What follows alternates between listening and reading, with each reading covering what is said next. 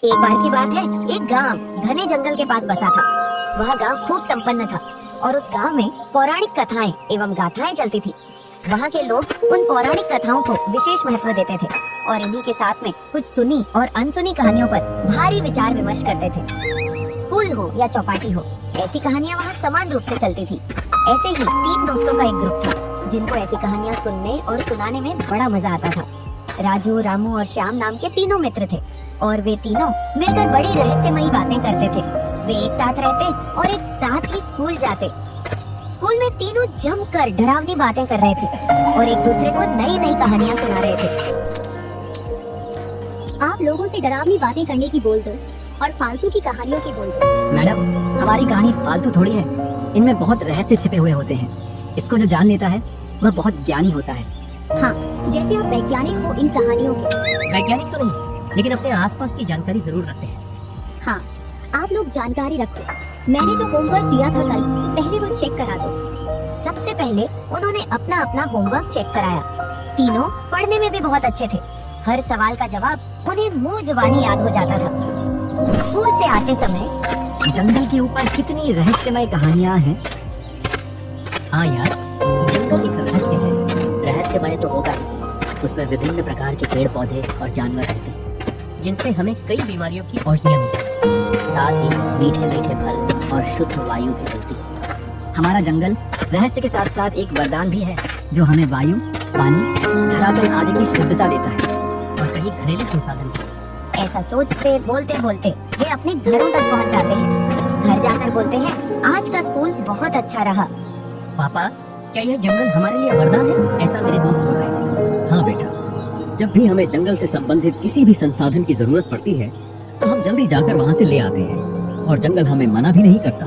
वह बाहर देखता है तो चौपाटी पर बाबा बैठे होते हैं और उनके सामने कई सारे लोग और उसके मित्र बैठे होते हैं। वह भी वहाँ चला जाता है। बाबा जंगल की विशेषताएं बता रहे थे और साथ ही उनकी रहस्यमयी कहानियां भी सुना रहे थे। जंगल में बहुत सारी धन संपदा है जो जंगल की गुफाओं में है। ऐसी कई सारी कहानियों पर बातें चल रही थी उनकी और सभी लोग सुन रहे थे। उनके बीच में रामू बोला, बाबा सच में, इससे तो हमारे गांव का बहुत विकास हो जाएगा। हाँ बेटा, बहुत धन संपदा है, लेकिन वह किसी खतरे से कम नहीं है। इसमें साहसिक और बुद्धिमान व्यक्ति की आवश्यकता है।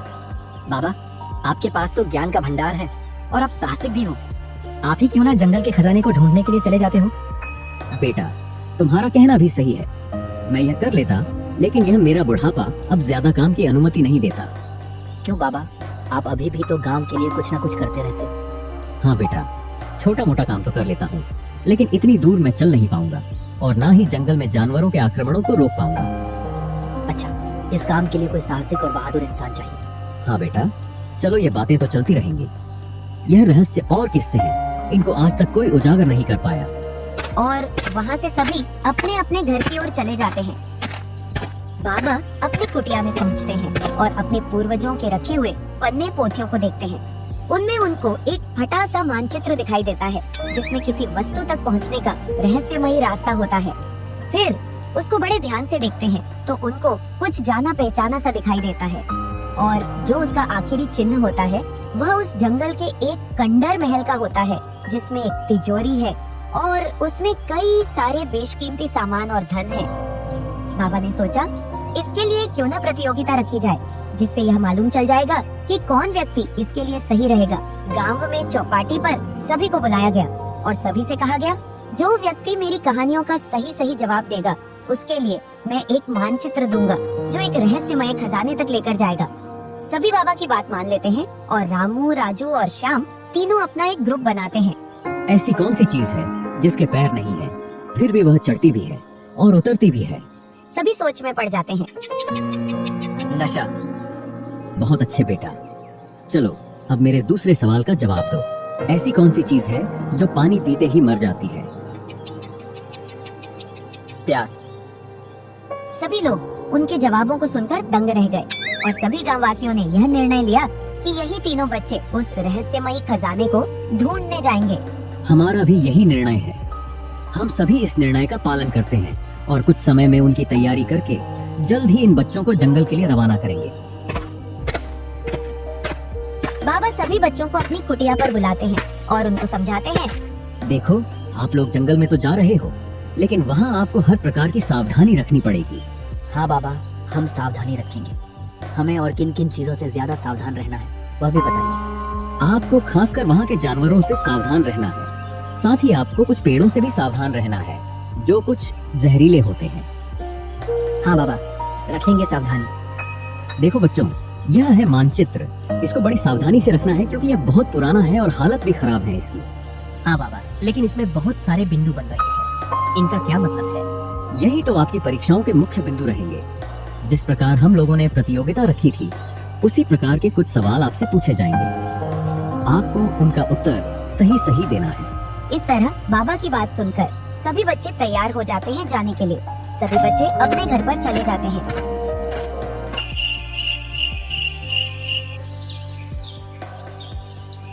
सुबह सभी जल्दी उठकर तैयार हो जाते हैं और बाबा की ओर चल देते हैं। बाबा राजू को मैप देते हैं और वे जंगल की ओर रवाना हो जाते हैं। हम सभी लोग एक दूसरे की जिम्मेदारी के साथ जा रहे हैं। कोई हमसे दूर नहीं जाएगा, सभी को साथ में चलना है। सभी लोग इसके लिए हाँ कहते हैं और गांव से जंगल की ओर निकल जाते हैं। हमें बाबा की बातों का ध्यान भी रखना है। और उन्होंने कहा था हमें खजाने तक पहुंचने के लिए साहस, बुद्धि और दोस्ती तीनों कायम रखना होगा। इसी प्रकार बातें करते करते वे अपनी मंजिल की ओर आगे बढ़ते हैं। जैसे ही जंगल में पहुंचते हैं तो देखते हैं कि जंगल बहुत घना है और उसमें बहुत बड़े बड़े पेड़ पौधे हैं तथा विभिन्न प्रकार के जीव जंतु पक्षी वास करते हैं। इसको और पास से देखकर ये जंगल और भी सुंदर दिख रहा है। देखो देखो कितना सुंदर हिरण है। तो उन्हें अचानक हिरण के साथ साथ और भी जानवर वहाँ से भागते हुए दिखाई देते हैं। उन्हें एहसास होता है कि कोई बड़ा जानवर आ रहा है, जिसकी वजह से ये हलचल मची हुई है। वे तीनों झट से एक झाड़ी के पीछे छुप जाते हैं। उधर से एक भेड़ियों का झुंड आ रहा होता है, जो जंगल के छोटे जानवरों को डराता रहता है। मुझे ना आज अपने आसपास इंसानों की बू आ रही है। ऐसा लग रहा है अपने आसपास इंसान है। हाँ, सही कहा। जब भी कोई इंसान मेरे आसपास होता है तो मुझे बहुत जोर से रोने की याद आती है। मैं तो रो रहा हूँ, मुझे बहुत जोर से याद आ रही है। एक भेड़िया रोने लगता है और बाकी के भेड़िए खोजने लगते हैं। एक भेड़िए को झाड़ी में हलचल नजर आती है तो वह सभी साथियों से बोलता है। वो वहाँ कोई है उस झाड़ियों में? सभी भेड़िए आगे बढ़ते हैं। आज तो हम मर जाएंगे। हमारे पास एक ही रास्ता है, इस नदी में कूदकर अपनी जान बचा लें। भेड़िए झाड़ियों के पास में आ ही जाते हैं और जैसे ही झपट्टा मारते हैं, तीनों नदी में छलांग लगा देते हैं। अगर तुझे रोने की याद नहीं आ रही होती तो अब तक इंसान हमारे पेट में जा रहे होते। यहीं बैठकर तू रोता रहे, हम चलते हैं। इस तरह सभी भेड़िए उदास होकर वहाँ से चल देते हैं। सभी नदी से बाहर निकल आते हैं। आज तो बच गए, नहीं तो खजाने के चक्कर में भेड़ियों के पेट में गुनगुना रहे होते। चलो, जान बची लाखों उपाय। इस तरह वे मैप से आगे बढ़ते हैं। हमें एक एक कदम इस जंगल में बड़ी ही सावधानी से रखना होगा, नहीं तो सावधानी हटी दुर्घटना घटी। हाँ, ठीक है। और इस तरह वे सभी आगे बढ़ते हैं तो एक डाली पर एक बंदर झूलता हुआ दिखाई देता है और वे बोलते हैं, अरे वाह वाह, मस्त झूल रहा है ये तो। तभी अचानक बंदर की नजर शेर पर पड़ती है। वह चिल्लाता है, भागो भागो, अपनी जान बचाओ, जान बचाओ, जंगल का राजा आ रहा है। वह सभी घबरा जाते हैं। अब क्या करें और डर के मारे इधर उधर छुपने की कोशिश करते हैं। तभी अचानक शेर वहां आ जाता है और एक पर हमला करने को आगे बढ़ता है और हमला कर देता है। यह सब देखकर राजू पलटता है और शेर पर डंडे से हमला करता है। शेर पलटकर उस पर भी झपट्टा मारने ही वाला था कि तभी रामू मशाल जला लेता है। मशाल को देखकर शेर उन्हें छोड़कर वहां से भाग जाता है। आज तो मुझे शेर ने निपटा ही दिया होता, अगर तुम नहीं होते तो डर मत, हम तुझे यहाँ अकेला थोड़ी छोड़ेंगे। जान दे देंगे, लेकिन साथ नहीं छोड़ेंगे एक दूसरे को। मैं कुछ औषधि लेकर आता हूँ। राजू औषधि लाता है और घाव पर लगा देता है और उन्हें रात भी हो जाती है उसी जंगल में।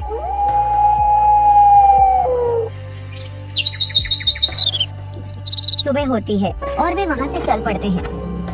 देखो, उस पेड़ पर कितने सुंदर फल है, चलो खाते हैं। नहीं, इस पेड़ के बारे में हम कुछ नहीं जानते। बाबा की बातों का ध्यान रखो।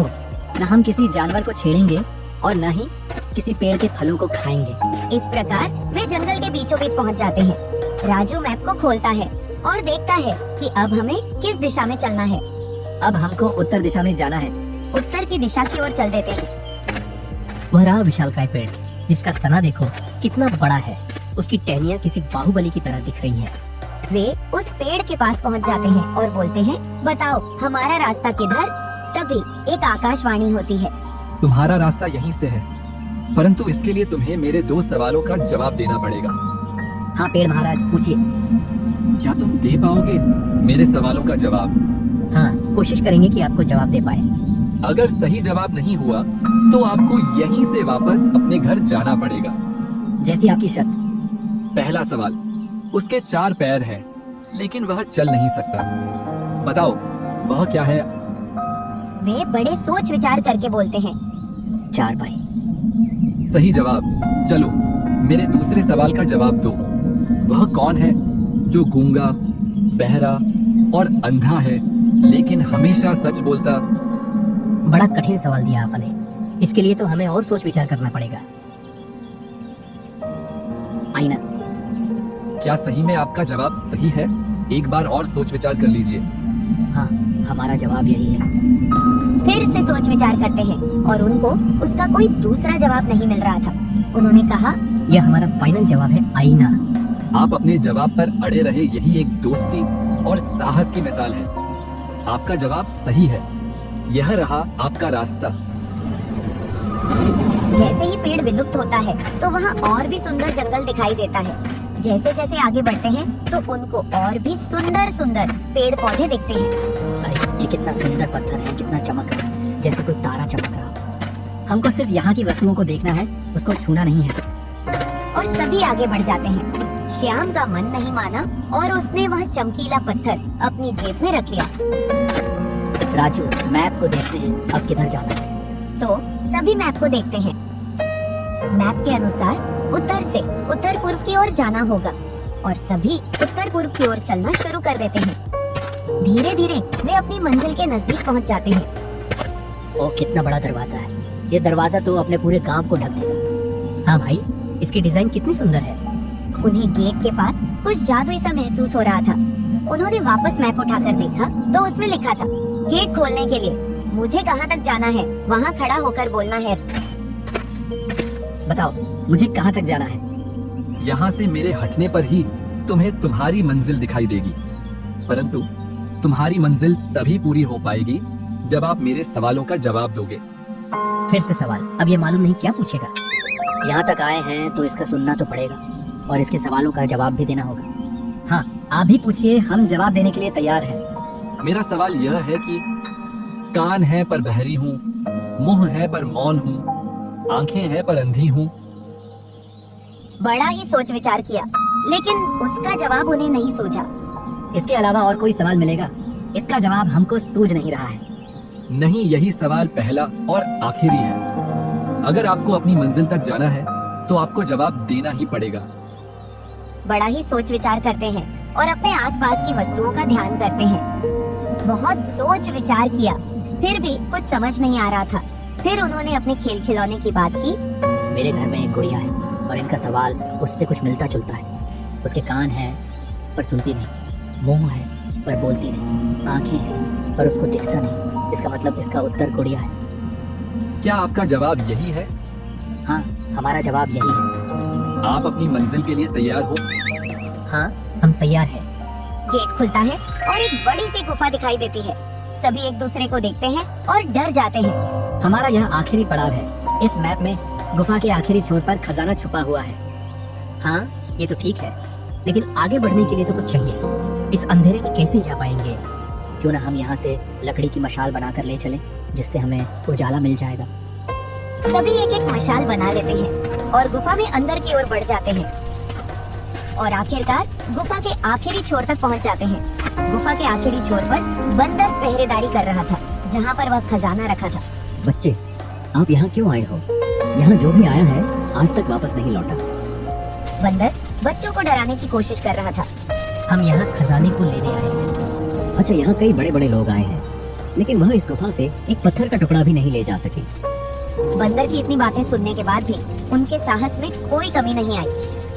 मैं आपकी बहादुरी और दोस्ती को सलाम करता हूँ, जिससे आप में से एक भी पीछे नहीं हटा। आपका मकसद कुछ अच्छा ही होगा। हाँ, हम अपने गांव के विकास के लिए यह खजाना लेने आए हैं। चलो, आप मेरे सवाल का जवाब दो और ये खजाना आपका हो जाएगा। इतना सुनकर रामू, राजू और श्याम बहुत खुश हुए और बंदर से बोले, जल्दी जल्दी आपका सवाल बताइए। इतने उत्सुक ना हो। हाँ, हम तैयार हैं। मैं हूँ वह जो रात में चमकता हूँ पर दिन में छुप जाता हूँ। मेरे बिना नक्शा अधूरा, मुझे ढूंढो तो खजाना पूरा। फिर से तीनों सोच में पड़ गए। इसका जवाब क्या हो सकता है? बड़े सोच विचार के बाद कोई बोलता चांद, कोई बोलता तारा। इस तरह वे फंस गए और एक दूसरे को जवाब नहीं मिल पा रहा था। फिर उन्होंने मैप को देखा तो मैप में एक तारा चमकता हुआ नजर आ रहा था। इसका जवाब तारा है। बहुत अच्छे, आप खजाने के बहुत नजदीक पहुँच गए। चलो, अब आप तारा ढूंढो और खजाना ले जाओ। वे तारे को ढूंढने में लग जाते हैं। रामू को एक तारे जैसी आकृति दिखती है। वह सभी को अपने पास बुलाता है और बोलता है, यह रहा तारा, लेकिन यह खुलेगा कैसे? क्यों ना इसमें ये चमकीला पत्थर लगाया जाए। मैंने तुझे मना किया था ना, इसको मत उठाना। फिर तूने कब उठा लिया? ये मैंने आपकी चोरी से जेब में रख लिया था। फिर इसके बाद उस चमकीले पत्थर को उसमें रखते हैं तो वह उसमें तारे की आकृति का बन जाता है और खजाने का दरवाजा खुल जाता है। सभी दोस्त बहुत खुश होते हैं और खजाने को अपने साथ ले आते हैं और सभी गांव वाले उनका भव्य स्वागत करते हैं। आपसे एक सवाल पूछूं, अगर श्याम उस चमकीले पत्थर को रामू और राजू से चोरी छुपे अपने साथ नहीं ले जाता तो खजाने का दरवाजा कैसे खुलता?